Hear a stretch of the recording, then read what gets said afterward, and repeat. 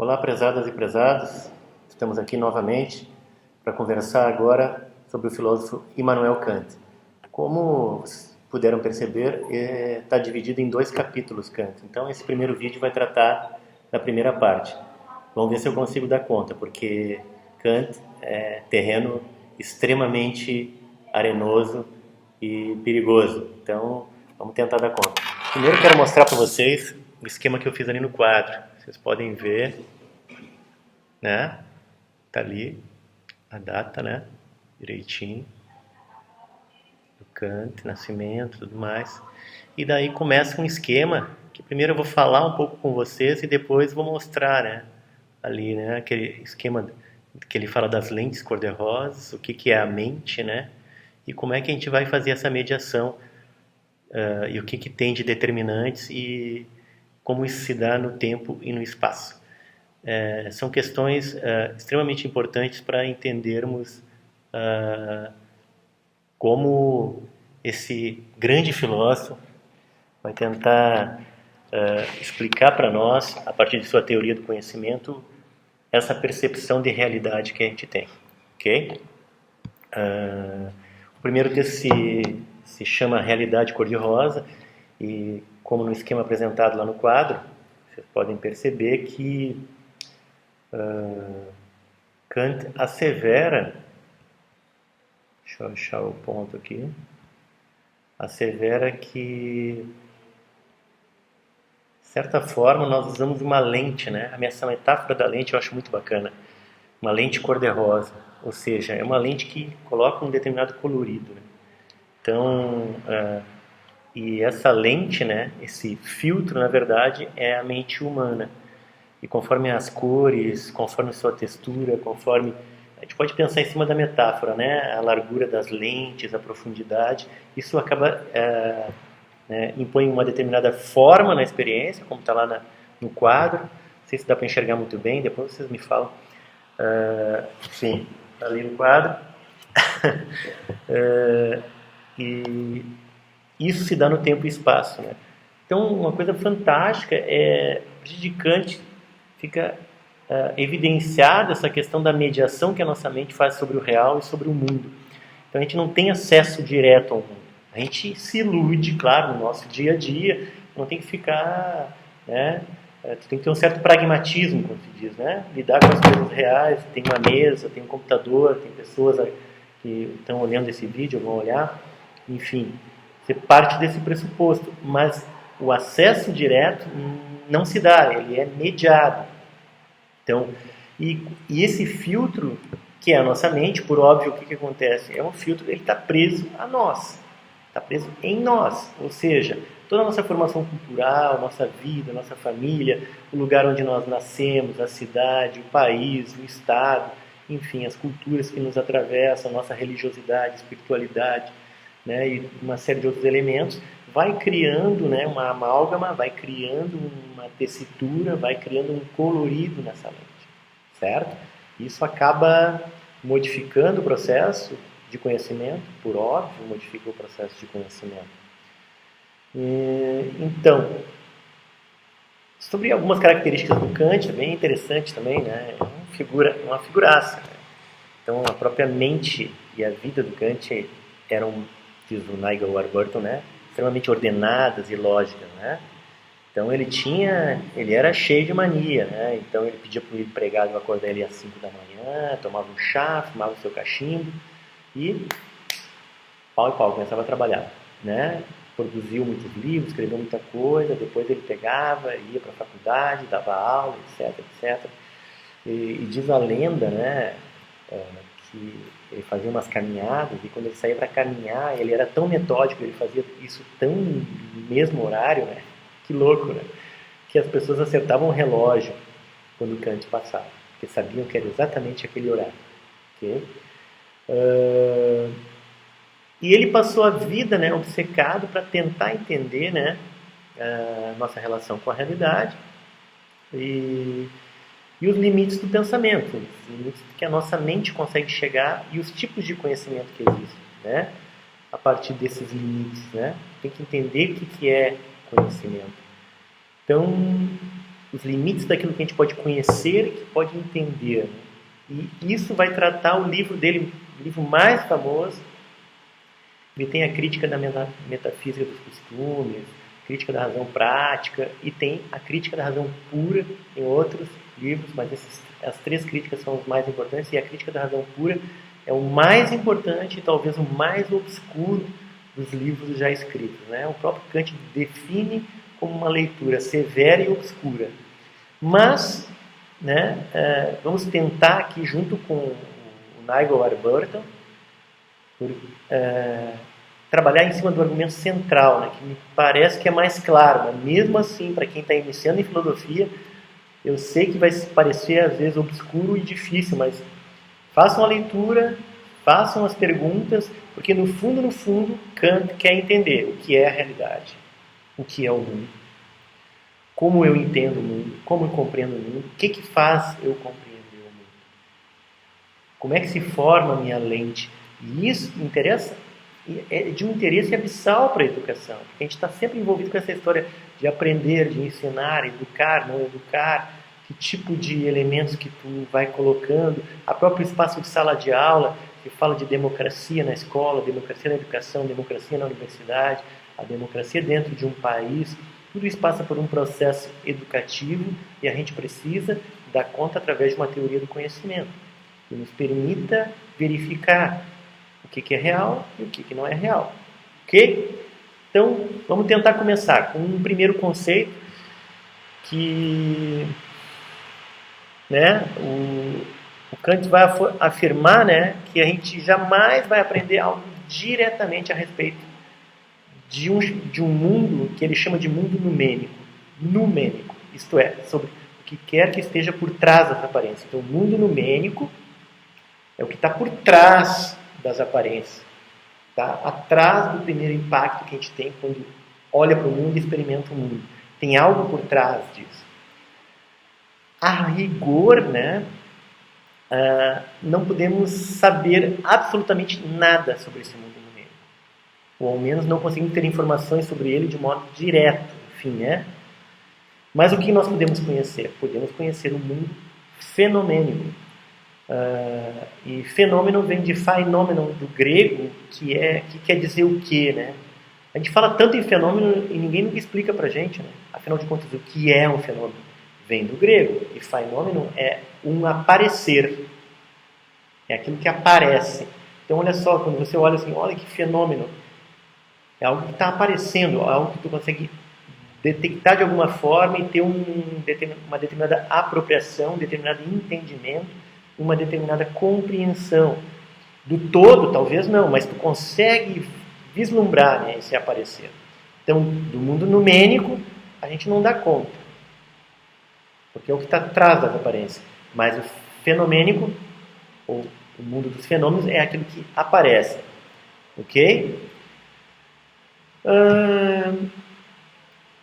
Daí vem uma pergunta pesada do Kant, que também implica, para fazer essa pergunta, a gente estudar alguns conceitos que estão dentro dessa pergunta. Ele vai fazer uma pergunta aqui: como é possível conhecimento sintético a priori?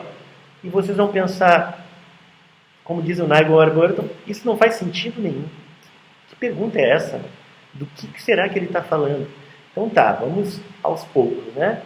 Tentando entender. Primeiro, entender que sintético, né? Ele está falando de conhecimento sintético a priori. Sintético é o oposto do analítico.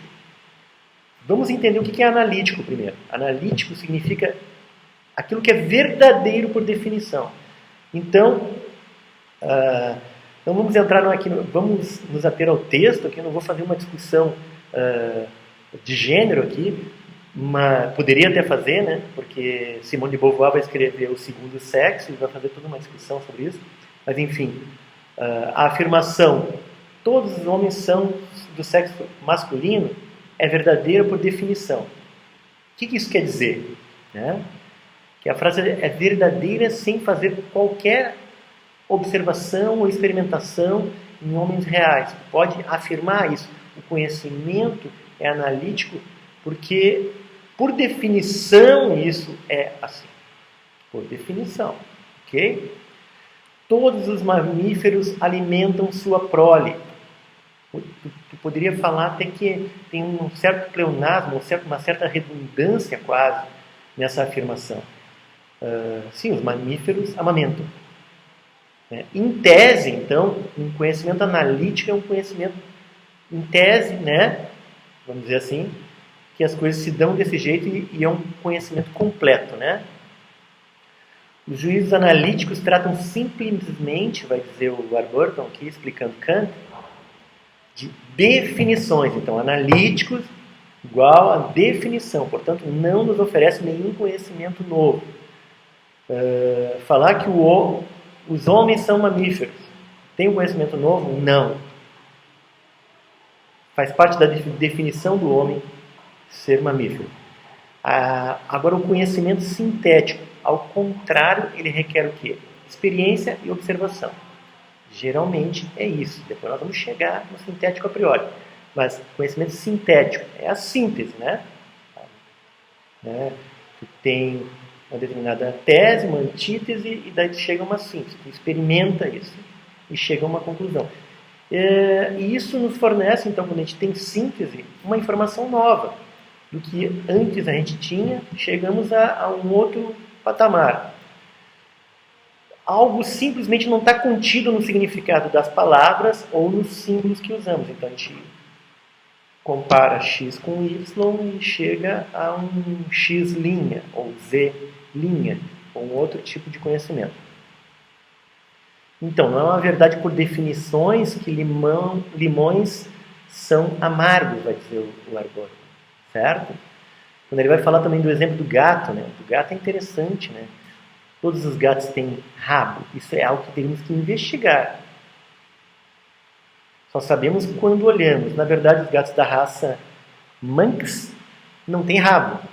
Opa! Alguns perderam. E continuam sendo gato. Então a pergunta sobre se todos os gatos têm rabo não é uma questão de fato sobre o mundo. E não sobre a definição de gato. É bem diferente do juízo. Todos os gatos são mamíferos. Então, por definição, os gatos são mamíferos. Todos os homens são mamíferos. Por definição, os homens são mamíferos. Ok? E daí é um juízo analítico, quando está na definição. Quando tem a investigação, ele é sintético. E daí? Onde é que fica essa pergunta daí sobre o conhecimento sintético a priori? Certo? O conhecimento a priori é um conhecimento que independe da experiência. Tem gente que até compara ele com o conhecimento analítico, se ele fosse um conhecimento por definição. Alguns filósofos defendem isso, outros acham que não é bem assim, mas enfim, vamos deixar assim por enquanto. O Kant, né, ele pensava que o conhecimento que revela a verdade sobre o mundo, ainda que surja independente da experiência, é possível. Então, o que o Kant está procurando com a pergunta dele, se é possível o conhecimento sintético a priori, é descobrir um conhecimento novo independente da experiência. Que notaram, o analítico é por definição. O sintético tem que fazer a experiência. E daí o que o Kant quer? Ele quer um sintético a priori. Ele não pode dizer sintético analítico, né? Ou seja, é um conhecimento que tu examina determinadas coisas e a partir desse exame tu consegue concatenar, pensar, produzir mentalmente um novo conhecimento. Né? E ele vai usar como exemplo o quê, meus amigos? Deixa eu ver se a câmera não saiu do lugar aqui. Bate na mesa, empolgado, né? Enfim. Ele vai usar o exemplo da matemática, que muita gente vai questionar, mas é fantástica. A engenharia mental, a engenharia de conhecimento que o cara faz para conseguir dar conta disso, né? Do sintético a priori. Ele vai falar, né? O exemplo do conhecimento sintético a priori que Kant usava, a equação matemática 7 mais 5 igual a 12. Kant acreditava que somos capazes de saber a priori que 7 mais 5 é igual a 12. Ou seja, não precisamos verificar a informação com objetos ou observação do mundo. Olha só. E 7 é 7, 5 é 5. 7 mais 5, eu tenho uma outra coisa, que é chamada 12. Eu consigo fazer isso mentalmente sem precisar verificar no mundo. Olha a sacada.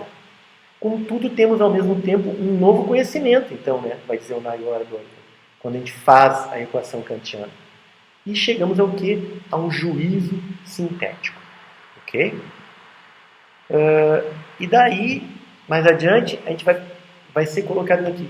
O grande insight do Kant, Immanuel Kant, foi de que, pelo poder da razão, como eu falava antes, né, nós podemos descobrir características de nossa mente que colorem o todo da nossa experiência. Ou seja, refletir de maneira árdua sobre as coisas.